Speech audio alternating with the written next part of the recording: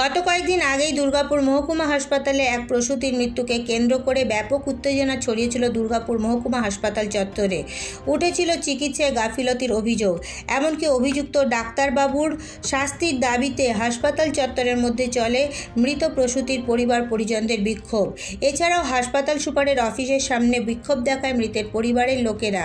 সেই সময় ঘটনাস্থলে পুলিশ পৌঁছে পরিস্থিতি শান্ত করতে গেলে পুলিশকে ঘিরে ধরে বিক্ষোভ দেখায় মৃত প্রসূতির পরিবার পরিজনেরা। পরে হাসপাতাল প্রশাসন ও পুলিশের তদন্তের আশ্বাসের পরে কোনো রকম শান্ত হয় মহকুমা হাসপাতালের উত্তপ্ত পরিস্থিতি। এই ঘটনার রেশ কাটতে না কাটতেই শুক্রবার আবার দুর্গাপুর মহকুমা হাসপাতালে আরেক প্রসূতির মৃত্যু।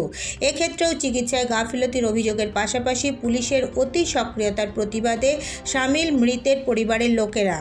জানা যায়, গতকাল দুর্গাপুর ইস্পাত নগরীর বিজন অঞ্চলের নাগার্জুন বস্তির বাউরিপাড়া এলাকার এক অন্তঃসত্ত্বা মহিলাকে দুর্গাপুর মহকুমা হাসপাতালে ভর্তি করা হয়।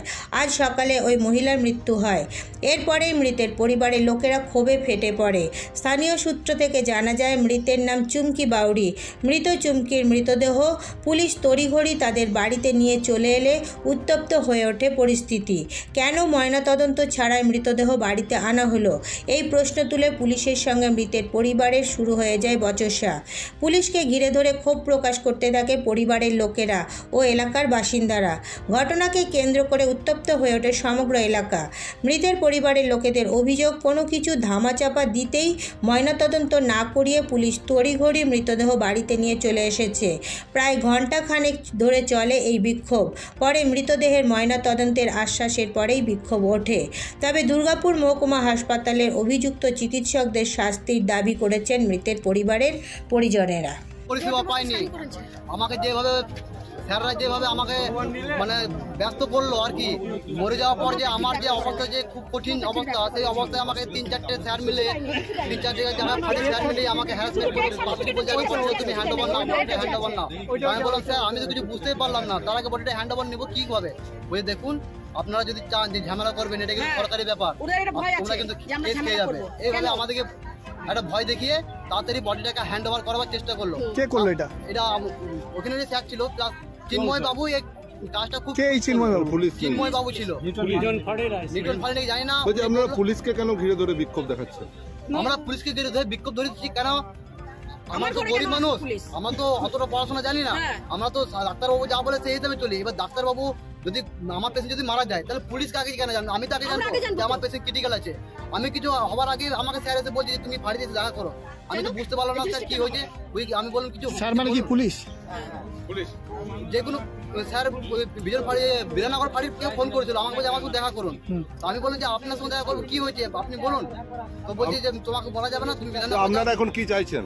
আমরা চাচ্ছি যে আমি যখন দেখেছি যে ছেলে বউ আমি সুস্থ দেখে এসেছি, হঠাৎ 8 ঘন্টার মধ্যে আমি কি দেখতে পেলাম না, আমার বউটা চোখের সামনে উধাও হয়ে গেল। এটা আমি কি আমার এখনো ভেন্টিলেশনে আছে, ওখানে ওনারা সবই আছে। সঠিক তদন্ত চাইছেন?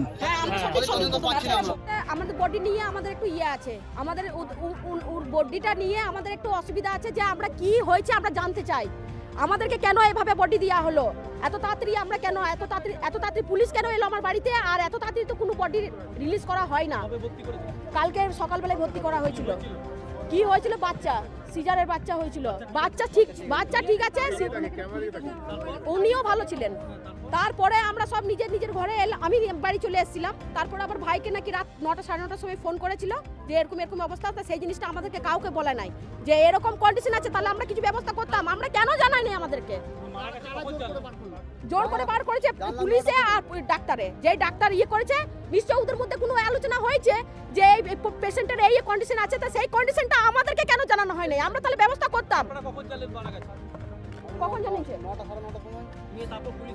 হ্যাঁ, আমাকে হসপিটালে পর্যন্ত ডাকা হলো যে হসপিটালে আসো। আমি ঘর থেকে হসপিটালে গেলাম, হসপিটাল থেকে আবার এখানে এলাম। তাহলে আমি যখন হসপিটালে গেলাম বলছি নিয়ে চলে গেছে মানে কি? এত তাড়াতাড়ি কি করে বডিটা হয়ে যায়? কোথায় নিয়ে বাড়িতে নিয়ে চলে এসছে। এটা আমি প্রথমে গেছিলাম হসপিটালে। হ্যাঁ, দুর্গাপুর মহকুমা হাসপাতালের সুপার জানিয়েছেন, মৃত্যু সবসময় দুঃখজনক। মৃত্যু চিকিৎসার একটি অঙ্গ। প্রসূতি বিভাগে খুব ভালো চিকিৎসকেরা রয়েছেন, তবে কী কারণে হঠাৎ এই মৃত্যু তা নিয়ে চিন্তায় রয়েছেন তারাও। মৃত্যুর কারণ জানতে তদন্ত কমিটি তৈরি করা হয়েছে। মৃত্যু তো বেদনাদায়ক, আবার এট দ্য সেম টাইম আপনার কী বলতো যে আমাদের ডেথটা ওটা আমাদের চিকিৎসারই পার্ট, মানে একটা কমপ্লিকেশন অফ ট্রিটমেন্ট। তো এটা তো বলা যাবে না যে এটা যে কেউ মরবে না বা আমরা সবাই ভালো করে দিতে পারবো, সেটা কিন্তু নয়। যাই হোক, তো আমাদের এই যে পেশেন্টটা মারা গেছে এটার জন্য আমাদের একটা এনকোয়ারি টিম তো অবশ্যই বসেছে। আমরা কনসার্ন ডাক্তারদের যারা আছে বিআইসি তারা সবার সঙ্গে বলছিলাম। তা ওনারা এখন পর্যন্ত বুঝতে পারছেন না হঠাৎ করে পেশেন্টটা কোলাপস করলো কী করে। তা তার কি প্রি এক্সিস্টিং কোনো ডিজিজ ছিল নাকি কোনো নতুন কোনো কিছু হলো তাই জন্য পেশেন্ট, মানে আমরা বেসিক্যালি ভয়েই আছি যে বাকি পেশেন্টদের কিছু হবে কিনা। সেই জন্যই আমরাও ভয়ে আছি যে এই ধরনের ঘটনা কেন ঘটছে, কেন ঘটে যাচ্ছে। আগের পেশেন্টটা যেমন ছিল, কম বয়স ছিল, অ্যানিমিয়া ছিল, ওটা তো ওটা বলার জায়গা ছিল তবু ওটা। তা এই পেশেন্টটা কিন্তু আমরা এখনও বুঝে উঠতে পারছি না যে পেশেন্ট হঠাৎ করে কোলাপস করলো তারা। আর আমাদের যে ডাক্তারবাবুরা দেখছেন তারা যথেষ্ট সিনিয়র এবং কনসাস। তা আনলাইকলি এটা হয়েছে আর কি। তবুও আর কি এনকোয়ারি তো হবেই, এনকোয়ারি হয়ে কিছু না কিছু কারণ তো বেরোবে। তবে এই ধরনের ঘটনার জন্য রাজ্য সরকারের চিকিৎসা ব্যবস্থাকে দায়ী করেছে বিরোধী দলের লোকেরা। এছাড়াও বলা হয়েছে গরিব মানুষেরা সরকারি হাসপাতাল থেকে ভালো চিকিৎসা পরিষেবা পাচ্ছেন না, সরকারি স্বাস্থ্যসাথী কোনো কাজে আসছে না, সরকারি হাসপাতালে চিকিৎসা পরিষেবা দেওয়ার মতো চিকিৎসক, নার্স ও স্বাস্থ্যকর্মীর সংখ্যা প্রয়োজনের তুলনায় অনেক কম। সেই কারণে প্রায় এ ধরনের ঘটনা ঘটছে। হয় আর সেই মৃত্যুর তীর পরিবারের লোকরা ডাক্তারদের বিরুদ্ধে বলছেন, ব্যবস্থা গ্রহণ করেননি, দেখেননি। আর মৃত্যুর পরে অস্থায়ীভাবে পুলিশ পোস্টমর্টম না করে পুলিশ তড়িঘড়ি সেই লাশকে নিয়ে পরে বিজন টাউনশিপে চলে এসছেন তার বাড়িতে। স্বাভাবিকভাবে প্রশ্ন উঠছে, পুলিশের এত অগ্রগতি, পুলিশের এত উদারতা কোথা থেকে এলো? তাই মানুষ প্রশ্ন করছে, পোস্টমর্টম না করে, আলোচনা না করে, বাড়ির লোককে না ডেকে পরে কি করে পুলিশ তড়িঘড়ি ওই লাশকে নিয়ে টাউনশিপে চলে এসছেন। তাই টাউনশিপের সমস্ত মানুষ প্রতিবাদে সোচ্চার হয়েছেন, পুলিশকে দিয়ে বিক্ষোভ করছে, প্রতিবাদ জানাচ্ছে যে গাফলতির কারণে এই ঘটনা ঘটেছে, মৃত্যু হয়েছে, দুর্ভাগ্যজনক। এই পরিবারের প্রতি সমবেদনা জানাই, ধিক্কার জানাই তৃণমূল কংগ্রেসকে, তার প্রশাসনকে, ডাক্তারদিকে যেভাবে প্রতিনিয়ত বিধাননগর হসপিটালে, সরকারি হসপিটালে মানুষের মৃত্যু হচ্ছে। আর এই মৃত্যু বন্ধ হতো যদি আয়ুষ্মান প্রকল্প কার্ড হতো, সঠিক চিকিৎসা মানুষ পেত, এই ঘটনা ঘটতো না। স্বাস্থ্যসাথী কার্ড করেছে, চিকিৎসা হচ্ছে না, ভুল চিকিৎসা, ডাক্তার নেই, ওষুধ নেই, নার্স নেই, রোগীর মৃত্যু হচ্ছে। এই মৃত্যুর মিছিল প্রতিদিন বাংলায় বাড়ছে। দুর্ভাগ্য বাংলার, ততদিনে বাংলার স্বাস্থ্যমন্ত্রী পদত্যাগ না করবে এই ঘটনা ঘটতে থাকবে। আমি বলছি যে এই যে প্রসূতি মায়ের মৃত্যু ঘটছে, পরপর দুটো ঘটনা। তার আগে বিনা চিকিৎসায় বা চিকিৎসার অভাবে মারা গেছে, পরপর দুটো তিনটে ঘটনা। আমার কথা হচ্ছে যে তাহলে এই যে এটাকে কি হসপিটাল ঘোষণা করেছিল না এটাকে? হ্যাঁ, তো কী হলো সেগুলো? এখানে কি একটা কল্যাণ সমিতি আছে, হ্যাঁ, যত অকল্যাণ যাই হোক কী আছে জানি না, রুগীদের কল্যাণ হচ্ছে না অকল্যাণ হচ্ছে তো সেটা বোঝাই যাচ্ছে। মানে আমার কথা হচ্ছে যে এরকম একটা হাসপাতালে যদি ট্রিটমেন্টের অভাবে মারা যায় তাহলে এই স্বাস্থ্য দপ্তরটা তো একটা সময় পর্যন্ত মাননীয়ার হাতেই ছিল। তাহলে কি করা উচিত? গরিব মানুষদের স্বাস্থ্যের নিরাপত্তা নেই। আর স্বাস্থ্যসাথী কার্ডের নামে যে একটা ভাউতাবাজি চলছে, গরিব মানুষরা কোথাও ভর্তি হতে পারছে না। স্বাস্থ্যসাথী কার্ডে যা এনলিস্টেড ট্রিটমেন্ট ছিল সেই ট্রিটমেন্ট কমিয়ে দেওয়া হচ্ছে। অর্থোপেডিক সার্জারি বন্ধ করে দেওয়া হয়েছে। আপনারা জানেন গত মাস আগে, 1 মাস আগে সার্কুলার এসছে। হাইড্রোসিল সহ বিভিন্ন অপারেশন বন্ধ করে দেওয়া হয়েছে। তাহলে গরিব রোগীরা যাবে কোথায়? গরিব মানুষেরা, যাদের পয়সা আছে তারাই খালি এই বেসরকারি হাসপাতালে যাবে। আর তখন এর আগে যখন মারা গেল তখন কি বলা হলো যে আমরা পূর্ণাঙ্গ তদন্ত করে রিপোর্ট দেবো, দোষী ব্যক্তি শাস্তি পাবে। কি রিপোর্ট হয়েছে বলুক? সিএমওএইচ কি রিপোর্ট হয়েছে?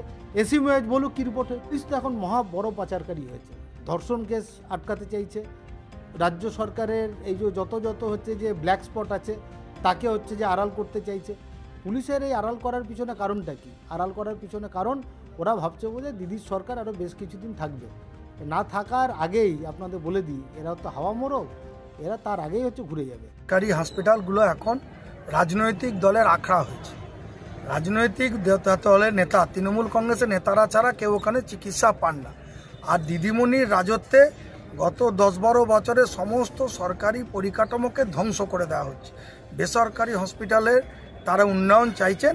সরকারি হসপিটালে যাবেন, সেখানে ডাক্তার নাই, নার্স নাই, ওষুধ নাই, চিকিৎসার সরঞ্জাম নাই, প্যাথোলজি ডিপার্টমেন্ট নাই, কিচ্ছু নেই। স্বভাবতই রোগী মৃত্যু এখানে স্বাভাবিক ঘটনা। বিরোধীদের তোলা সমস্ত অভিযোগকে অস্বীকার করেছেন তৃণমূল নেতৃত্ব।